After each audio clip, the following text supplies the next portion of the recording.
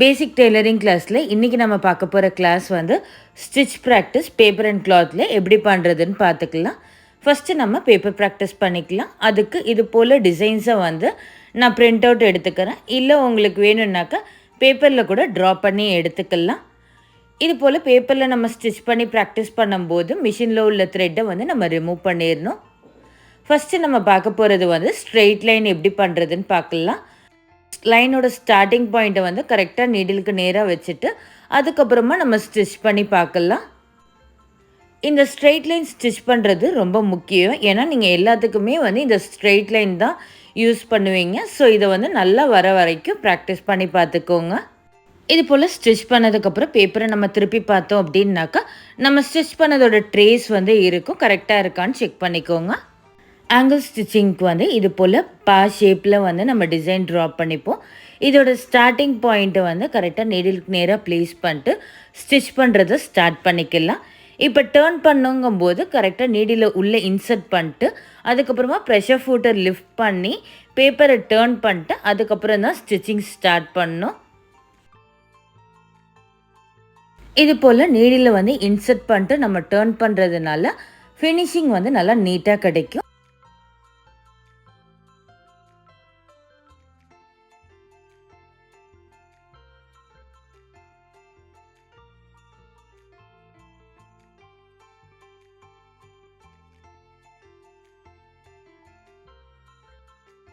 இது போல் angle direction வந்து change ஆகும்போது இந்த மாதிரி தான் வந்து நம்ம ஸ்டிச் பண்ணணும். பாருங்கள், பர்ஃபெக்டாக வந்திருக்கு. ஜிக்ஸாக் டிசைன் வந்து நம்ம ப்ராக்டிஸ் பண்ணுறதுக்கு இது போல் பேப்பரில் ட்ராப் பண்ணியோ இல்லை பிரிண்ட் பண்ணியோ எடுத்துக்கோங்க. இதோட ஸ்டார்டிங் பாயிண்ட்டை கரெக்டாக நீடிலுக்கு நேராக ப்ளேஸ் பண்ணிட்டு நம்ம வந்து ஸ்டிச்சிங்கை ஸ்டார்ட் பண்ணலாம். டைரக்ஷன் மாறும்போது நீடில் உள்ளே இன்சர்ட் பண்ணிட்டு அதுக்கப்புறமா பேப்பரை டேர்ன் பண்ணி ஸ்டிச்சிங் பண்ணணும். இது போல் ஜிக்ஸாக் டிசைன் வந்து நம்ம ஸ்டிச் பண்ணி ப்ராக்டிஸ் பண்ணிக்கலாம். இந்த டிசைன்லாம் நீங்கள் வந்து நெக் பேட்டர்னுக்கு வந்து அதிகமாக யூஸ் பண்ணுவீங்க. ஸோ அதுக்கு நல்லா ப்ராக்டிஸ் பண்ணிக்கோங்க.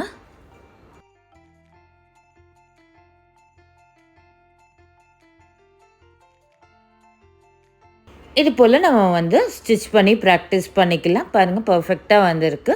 இதே போல் என்டையர் ஷீட்டும் ப்ராக்டிஸ் பண்ணி பார்த்துக்கோங்க. கர்வ் ஸ்டிச் பண்ணுறதுக்கு பேப்பரில் இந்த மாதிரி கர்வ் டிசைனை வந்து ட்ரா பண்ணிக்கலாம், இல்லைனா பிரிண்ட் அவுட் எடுத்துக்கலாம். இதோட ஸ்டார்டிங் பாயிண்ட்டை கரெக்டாக நீடிலுக்கு நேராக ப்ளேஸ் பண்ணிட்டு நம்ம ஸ்டிச் பண்ண ஸ்டார்ட் பண்ணலாம். கர்வை பொறுத்த வரைக்கும் நம்ம பேப்பரை மட்டும்தான் மூவ் பண்ணி ஸ்டிச் பண்ணணும். ப்ரெஷர் ஃபூட்டரை வந்து நம்ம லிஃப்ட் பண்ணவே கூடாது. இது போல் கர்வ் பேட்டர்னை வந்து நம்ம ஸ்டிச் பண்ணி ப்ராக்டிஸ் பண்ணிக்கலாம். பின்னாடி திருப்பி பார்த்தோம் அப்படின்னாக்கா நம்ம கரெக்டாக ஸ்டிச் பண்ணியிருக்கோமாங்கிறது தெரியும். அடுத்தது சி கர்வ் வந்து எப்படி ஸ்டிச் பண்ணுறதுன்னு பார்க்கலாம். இதோட ஸ்டார்டிங் பாயிண்ட்டை வந்து கரெக்டாக நீடிலுக்கு நேராக ப்ளேஸ் பண்ணிட்டு அதுக்கப்புறமா நம்ம ஸ்டிச் பண்ண ஸ்டார்ட் பண்ணுவோம். கர்வ் வர இடத்துலலாம் பேப்பரை மட்டும்தான் மூவ் பண்ணணும். இதே வந்து ஆங்கிள் டைரக்ஷன் நம்ம சேஞ்ச் பண்ணுற மாதிரி இருந்தால் மட்டும் ப்ரெஷர் ஃபூட்டரை லிஃப்ட் பண்ணி பேப்பரை டேர்ன் பண்ணிட்டு அதுக்கப்புறமா டைரக்ஷன் மாற்றி ஸ்டிச் பண்ண ஸ்டார்ட் பண்ணலாம்.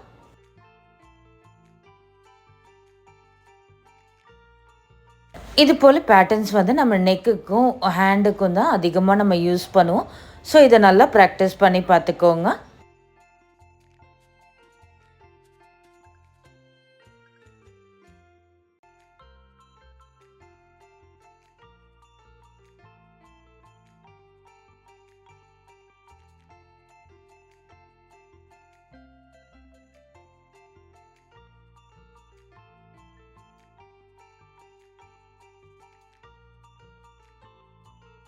அடுத்தது ஸ்பைரல் கர்வ் வந்து எப்படி ஸ்டிச் பண்ணுறதுன்னு பார்க்கலாம். ஸ்டார்டிங் பாயிண்ட்டை வந்து கரெக்டாக நீடிலுக்கு நேராக ப்ளேஸ் பண்ணிட்டு ஸ்டிச்சிங்கை வந்து நம்ம ஸ்டார்ட் பண்ணிக்கலாம். இந்த மாதிரி கர்வுக்கு வெறும் பேப்பரை மட்டும்தான் நம்ம மூவ் பண்ணணுமே தவிர ஃபூட்டரை வந்து நம்ம லிஃப்ட் பண்ணக்கூடாது.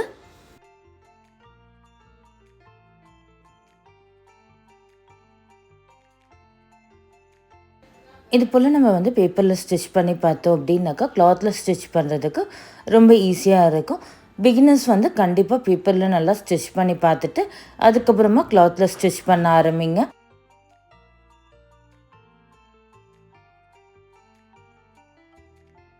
இது போல் பேப்பரில் வந்து ஸ்டிச் பண்ணி ப்ராக்டிஸ் பண்ணிக்கலாம். இப்போ பேப்பரில் நம்ம ப்ராக்டிஸ் பண்ண எல்லா டிசைன்ஸையும் நம்ம வந்து கிளாத்தில் வந்து ட்ரா பண்ணிப்போம். பிகினர்ஸ் வந்து கிளாத்தில் தான் ஃபஸ்ட்டு ஸ்டிச் பண்ண போகிறீங்கன்னாக்கா பாப்லின் கிளாத் வந்து யூஸ் பண்ணுங்கள். அது உங்களுக்கு வந்து ஸ்டிச்சிங்க்கு ரொம்ப ஈஸியாக இருக்கும்.